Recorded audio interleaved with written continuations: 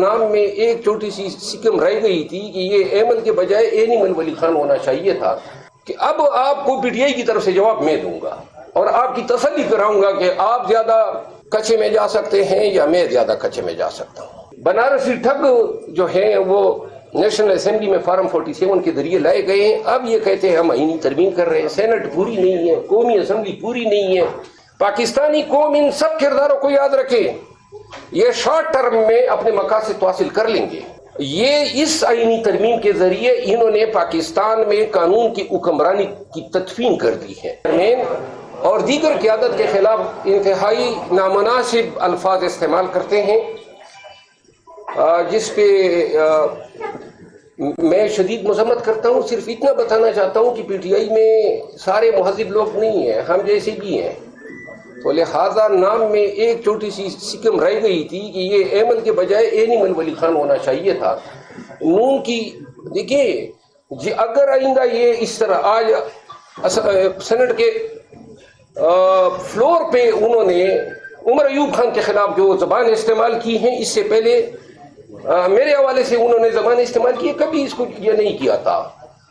آج میں ان کو کہنا چاہتا ہوں کہ اب آپ کو پی ٹی آئی کی طرف سے جواب میں دوں گا اور آپ کی تسلی کراؤں گا کہ آپ زیادہ کچے میں جا سکتے ہیں یا میں زیادہ کچے میں جا سکتا ہوں۔ ایک ذاتی رائے میری ہے جو جس کا پی ٹی آئی سے کوئی تعلق نہیں ہے، وہ یہ ہے کہ میں یہ سمجھتا ہوں کہ آج جو یہ جمعیت علماء اسلام نے اس آئینی ترمیم کی جو حمایت کی ہے، میں سمجھتا ہوں کہ یہ آئینی پیکیج لانے سے پہلے کہ ان کی انڈرسٹینڈنگ تھی کہ ہم کہیں گے کہ یہ قاضی فائز عیسیٰ کو ایکسٹینشن دیں گے، اور یہ تمام انڈرسٹینڈنگ تھی کہ پھر آپ کے مطالبہ اور پہ یہ نکال دیا اور این یہی ہونا تھا۔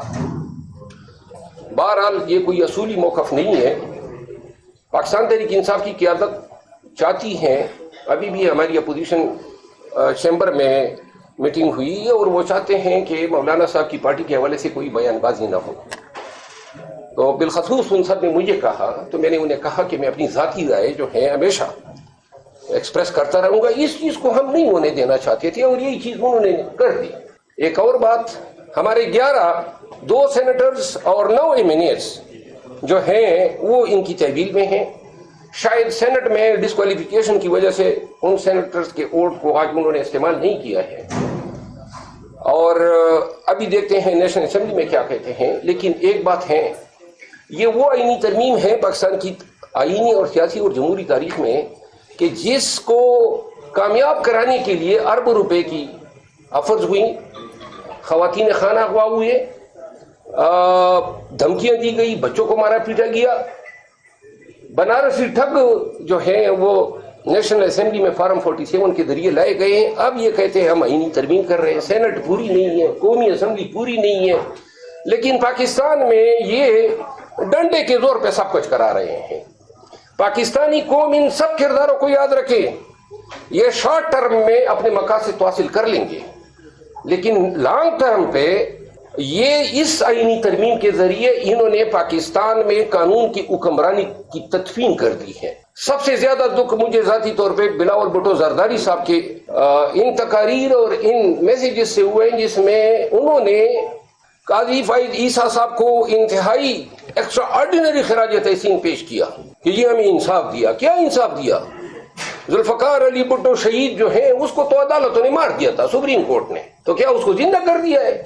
اور پھر بے نظیر بھٹو شہید صاحبہ کا بیٹا اور پاکستان پیپلز پارٹی کا چیئر پرسن ہوتے ہوئے انہوں نے جو آئین سازی کے حوالے سے جو اپنے ویوز ظاہر کیے ہیں، 10 سال بعد پاکستان پیپل پارٹی کے لیے یہ سوالیہ نشان رہیں گے کہ آپ کے چیئر پرسن نے یہ کہا تھا۔ کم از کم پیپل پارٹی سے یہ توقع، بے شک آپ کرنے جا رہے تھے، خاموشی سے کر لیتے، اس کا کوئی عقلی، منطقی اور اخلاقی جواز نہیں ہے کہ آپ سیٹسفائی کریں کہ یہ ترامیم آپ کیوں کر رہے ہیں۔ لہذا آج نیشنل اسمبلی میں اگر یہ آئینی ترمیم پاس ہو جاتی ہے تو پاکستان تحریک انصاف کی جانب سے پورے پاکستانیوں کو میں کہنا چاہتا ہوں کہ ہمارے پاس تمام قانونی راستے بند ہو جائیں گے، کوئی آئینی راستہ ہمارے پاس قانونی راستہ نہیں ہے۔ پھر جو ہے ہمیں دیوار سے تو پہلے ہی لگایا جا چکا ہے۔ میں خود لاغر ہوں، نکات فیل کر رہا ہوں، بیمار ہوں، لیکن میں یہ سمجھتا ہوں کہ ہم اس تمام پروسیس کو انڈو صرف اور صرف عوامی احتجاج کے ذریعے کر سکتے ہیں۔ یہ جیلی آئینی ترمیم جو ہے اور یہ تمام جو اعمال کبیرہ کی یہ مرتکب ہو رہے ہیں، اس سے جان چھڑانے کا پھر واحد حل یہی ہوگا کہ پوری قوم سڑکوں پہ نکلے، اس نظام کو ٹکر دے کے اور اس کو گرانے کے علاوہ کوئی چارہ نہیں ہے۔ اور اب تو یہ نظام اس آئینی ترمیم کی وجہ سے اب ان جرائم کو پروٹیکٹ کر رہا ہے، کوئی راستہ نہیں چھوڑا ہے۔ تو لہذا جب بھی پاکستان تحریک انصاف فیصلہ کرے گی احتجاج کی، اور احتجاج ہی واحد حل ہیں، ان تمام گزارشات کے ساتھ میں نے اپنا معافی و ضمیر آپ کے سامنے بیان کیا۔ کچھ باتیں بحیثیت P T I member national assembly اور پاکستان تحریک انصاف کی طرف سے میں نے کی، لیکن جو جے یو آئی کے حوالے سے باتیں کی یا بلاول صاحب کے حوالے سے یا ایمل ولی خان کے حوالے سے، وہ میری ذاتی آرا ہے۔ اس میں اتنی صداقت ہے جتنی آپ لوگوں کو فیصل باوڈا بنانے کی، لیڈر بنانے کی پڑی ہے۔ یہ کیا کردار ہے؟ ہر وقت میڈیا پہ بیٹھا ہوتا ہے اور آپ لوگ کوٹ کرتے ہیں۔ شرم آنی چاہیے۔ کوئی کسی کی اخلاقیات ہوتی ہیں، کوئی ایتھکس ہوتی ہیں، کوئی ویلیز ہوتی ہیں، ایسے کرداروں کو آپ لوگ میڈیا پہ پروموٹ کیوں کرتے ہیں؟ یہ ہمارے اس میں کر رہے ہیں۔ کوئی بتا دینا آپ میں سے کہ کوئی اخلاقی جواز ہے اس شخص کا پی ٹی آئی کو چلیے سب کے ساتھ لڑ رہا ہوتا ہے، کس کی بھی آپ پہ لڑ رہا ہوگا؟ کون سی پارٹی ہے اس کی؟ یہ ساری آئینی ترمیم کے پیچھے جو واحد محرک تھا وہ یہ تھا کہ منصور علی شاہ اور سپریم کورٹ آف پاکستان کو بے دست و پاک کرنا۔ تو ہم اس پروسیس کا حصہ کیوں بنتے ہیں؟ ہم تو عدالتوں کی آزادی کے خواب دیکھ رہے ہیں، پاکستان میں بنیادی حقوق، آئین کی بالادستی اور جمہوریت کی حکمرانی کی ہم نے خواب دیکھے ہیں۔ پاکستانیوں کو ایک ایسے مستقبل سے نوازنے کا خواب دیکھ رہے ہیں جہاں امن ہو، جہاں بدامنی اور ٹیررزم جو ہے اس پہ قابو پایا جا سکے۔ ملک کے حالات کس جانب گامزن ہیں؟ دہشت گردی نے کے پی کو پارا پارا کر دیا ہے، اور یہاں ان کو پڑی ہوئی ہے کہ جی مینڈیٹ کی چوری کو روکنے کے لیے ہم نے یہ کرنے۔ یہ جو آج میں کانسٹیٹیوشن امینڈمنٹ ہوئی ہے، یاد رکھیں ایک وقت ایسا بھی آئے گا کہ شاید پیپل پارٹی اور ایسے لوگ مل کے پھر اپنے ہی کیے کرائے پہ پانی پھیرنے کے لیے۔ 18ویں ترمیم پیپل پارٹی کا کارنامہ تھا، آج اپنی ہی 18ویں ترمیم کو انہوں نے نیست و نابود کر دیا۔ آج جو 98ویں یا جو بنیادی انسانی حقوق کے حوالے سے یا دلیہ کی آزادی کے حوالے سے 18ویں ترمیم کے جو فائدے تھے وہ تمام انہوں نے آج انڈو کیے۔ بنیادی طور پہ میں ایک وکیل ہوں، اگر پی ٹی آئی کے دور میں بھی بنیادی انسانی حقوق یا رولز کو بالائے طاق رکھتے ہوئے کوئی افعال ہوئے ہیں، میں ان کو ڈیفینڈ نہیں کرتا ہوں۔ ہر دور میں جس دور میں بھی جو بھی غلط کام ہو اس کو کنڈیم کیا جانا چاہیے۔ ہماری بنیادی ترجیح جو ہیں وہ پاکستان کے عوام ہونے چاہیے۔ کہاں یہ شارٹ ٹرم اپنے آپ مقاصد کے حصول کے لیے یہ اس طرح کے پیکیجز لاتے ہیں۔ اور دوسری جو بات آپ نے کی نا احتجاج کے حوالے سے، ایک بات سب کو میں واضح کر دوں، مجھ پہ بھی تنقید ہوتی ہے کہ احتجاج میں آپ نہیں آئے، آئندہ کے لیے بھی یہ چیز میں سیٹ کر دوں۔ اگر احتجاج کی ذمہ داری مجھے سونپتے ہیں، میں جانوں اور میرا کام اس طرح کا احتجاج جس میں نہ مجھ سے رجوع کیا جاتا ہے، نہ مجھے شامل کیا جاتا ہے، نہ کسی کمیٹی کا ممبر بنایا جاتا ہے، ایسے احتجاجوں میں آنے والا نہیں ہوں۔ اگر مجھے تفویض کرتے ہیں اور یہ دودھ کا دودھ پانی کا پانی 10-15 دنوں میں پتہ لگ جائے گا کہ ہم احتجاج کس طرح کر سکتے ہیں۔ لیکن اور یہ خان صاحب کو میں نے تجویز بھی دی تھی، تو خان صاحب نے جواب میں کہا تھا کہ لیڈرشپ کہہ رہی ہے کہ آپ خود کریڈٹ لینے کے چکر میں ساتھ میں کسی کو ملا کے نہیں ہے۔ وہ کس طرح نہیں ملاتا ہوں؟ 9 مئی کے بعد تو کوئی تھا نہیں جو میرے ساتھ شامل ہو جاتا۔ سر پٹم نے گھوڑا اکیلے ہی دوڑایا، اور کریڈٹ سب کے لیے حاضر ہے نا، آئے سب مار کھائیں مل کے، تو جو مار کھائے گا اس کو کریڈٹ ملے گا۔ میں یہ سمجھ رہا ہوں کہ اب ہمارے مسائل بڑھتے جا رہے ہیں، اور تمام مسائل کو اکٹھے چیلنج کے بجائے سب سے پہلا چیلنج ہمارا ہونا چاہیے فری خان ناؤ۔ پہلے خان کی رہائی ہو، اس کے بعد خان جب باہر آ جائیں، اور اس کے لیے ہمارے پاس اور عدلیہ تو مزید کمپرومائز ہو جائے گی۔ خان کی رہائی کی توقع تو ہماری عدلیہ سے ہے نا، آئینی طور پہ، تو لہٰذا اور خان تبھی رہا ہوگا جب کم از کم 2 لاکھ پاکستانی میرے ساتھ ڈی چوک میں بیٹھیں گے۔ اور یہ اس کو بڑبولے کی بات نہ سمجھے، 9 مئی کے بعد بھی کوئی تصور نہیں کر سکتا تھا کہ پی ٹی آئی کا ایجنڈا جو ہے کوئی لہرا سکتا ہے۔ لاکھوں لوگ میرے ساتھ نکلیں گے بھی، صرف اور صرف اللہ کرے کہ ہمارا کنسنسس ڈیولپ ہو. ہمیں یہ کرنا چاہیے تھا. 6 ماہ شاید ہم نے ضائع کر دی ہے. احتجاج حل ہیں اور احتجاج کے لیے احتجاج کمیٹی بننی چاہیے.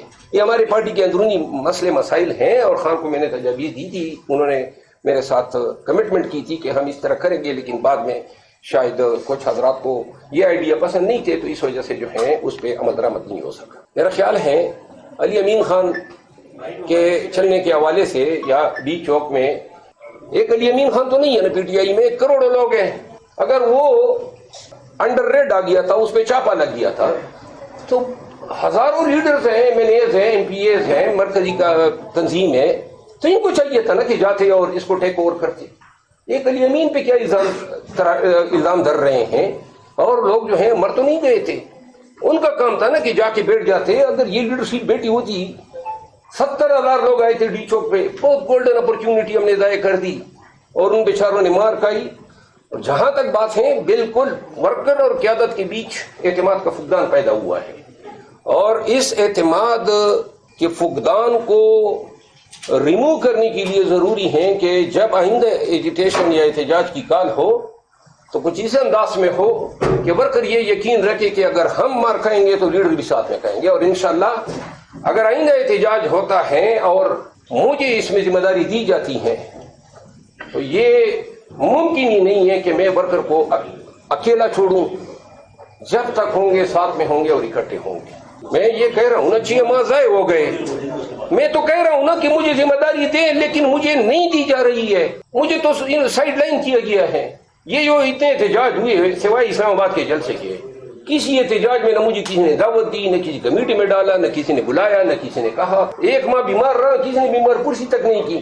تو لہٰذا میں اب اپنے تئیں خود ہی لیڈر بن کے کہوں کہ نہیں, پی ٹی آئی پہ میں اب ایک لیڈر آ گیا ہوں اور میں خود احتجاج کی کال دے رہا ہوں. یہ خان کا فیصلہ ہونا چاہیے اور خان کو یہ فیصلہ کرنا چاہیے, اور علی امین خان کو اس احتجاج سے علیحدہ کیا جانا چاہیے. علی امین خان وزیر اعلیٰ ہیں, نون والے جو ہیں گردان کرتے رہتے ہیں, صوبہ جو ہے مرکز پہ چڑھ دوڑا, الزام تراشی علی امین خان پہ ہوتی ہیں. اور یہ اس حد تک بات درست ہے کہ وہ ایک کنسٹیٹیوشن منصب پہ فائز ہیں, ایک صوبے کا چیف ایگزیکٹو ہے, چیف منسٹر ہے. آپ کیوں یہ جواز نون کو فراہم کر رہے ہیں؟ ہم لوگ ہیں نا اس احتجاج کو کرنے کے لیے. اور علی امین خان یہ 4 احتجاج یا 5 احتجاج انہوں نے کیے, اور اگر وہ نہ ہوتا تو شاید مجھے تو نظر آ رہا تھا کہ یہ احتجاج بھی نہ ہو پاتے. تو لہٰذا علی امین خان میں یہ سمجھتا ہوں کہ اس کو صوبہ سنبھالنے دیا جائے. یہ احتجاج کا کام ان کو تفویض ہونا چاہیے جن کا کام ہے.